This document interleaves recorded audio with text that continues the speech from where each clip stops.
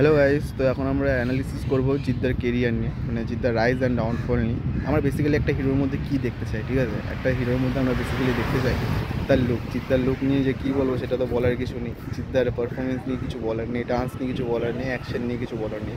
এই চারটে জিনিস যেগুলো দরকার একটা মাস কমার্সিয়াল হিরোর মধ্যে, সেটা জিদ্দার মধ্যে ভরপুর, মানে ভর্তি হয়ে আছে। 100%-এর মধ্যে 400% ভর্তি হয়ে আছে, ঠিক আছে?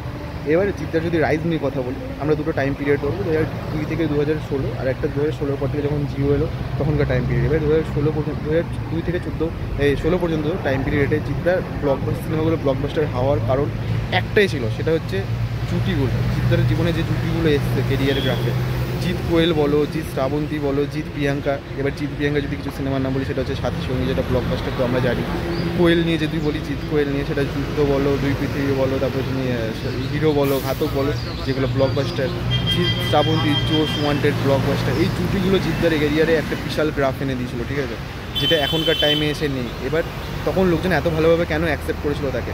বেসিক্যালি এই চারটে কারণ: তার এই অ্যাক্টিং, তার এই পারফরমেন্স, তার পুল অফ করা অ্যাকশনটাকে, তার তার এবার জিদ্দারকে দিয়ে কিন্তু গানগুলো খুব ভালোভাবে এফেক্ট করেছিল। তার যেসব গানগুলো তার হিট, সেগুলো কিন্তু খুব ভালোভাবে এফেক্ট করেছিল। তুমি যদি গানগুলোর নাম বলো, যেমন সে ছিল বড়ই আনমোনা, তারপরে তুমি হিরো থেকে যদি বলে এই মন, তারপরে তোমার সাথীর গানগুলো, সঙ্গীর গানগুলো, বন্ধনের গানগুলো, একের পর এক ভালো ভালো গান দিয়ে গেছে। তার মানে জিদ্দার কেরিয়ারের পিছনে অনেক কারোর হাত আছে, ঠিক আছে? এবার জিদ্দার তো অনেক বড় হাত নিজেরও আছে, ঠিক আছে? এবার 2017 পর থেকে যখন জিও চলে এলো, লোক এই জুটিটা তো সবার প্রথম কথা সব থেকে সরে গেল।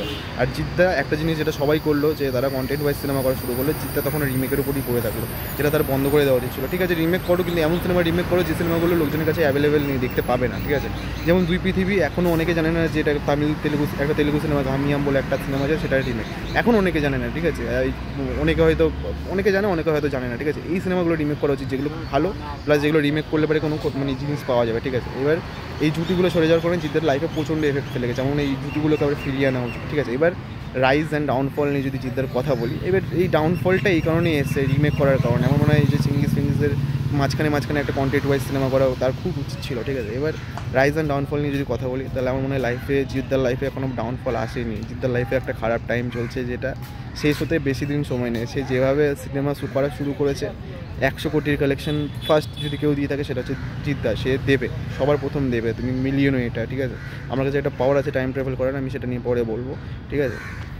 যদি কেউ 100 কোটির কালেকশন দিতে পারে, সেটা জিদ্দা। এবার জিদ্দার যা লুক, সেটা অ্যাকসেপ্ট হতে প্যান ইন্ডিয়াতে সেটা বেশি টাইম লাগবে না। খারাপ একটা সময় চলছে, সেটা বলা যেতেই পারে। এবার খারাপ সময়টা ঘুরতে কতদিন সময় লাগে, সেটাই হচ্ছে কথা। আমার মনে হয় জিদ্দা এখন ইন্ডাস্ট্রির সবথেকে বড় সুপারস্টার, আগেও ছিল, এখন আছে, আর পরেও থাকবে, ঠিক আছে? আমার সবসময় সাপোর্ট থাকবে জিদ্দার প্রতি।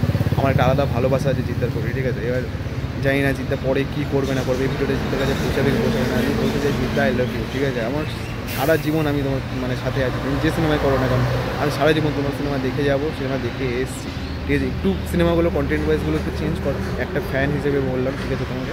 আর যদি ভিডিওটা তোমার কাছে যাই, তুমি প্লিজ একটু দেখো, ঠিক আছে? আর চলো, আমার সাপোর্ট সারা জীবন তোমার সাথে থাকবে, আর তোমার ডাউনফল কখনো হয়নি আর হবেও না, ঠিক আছে?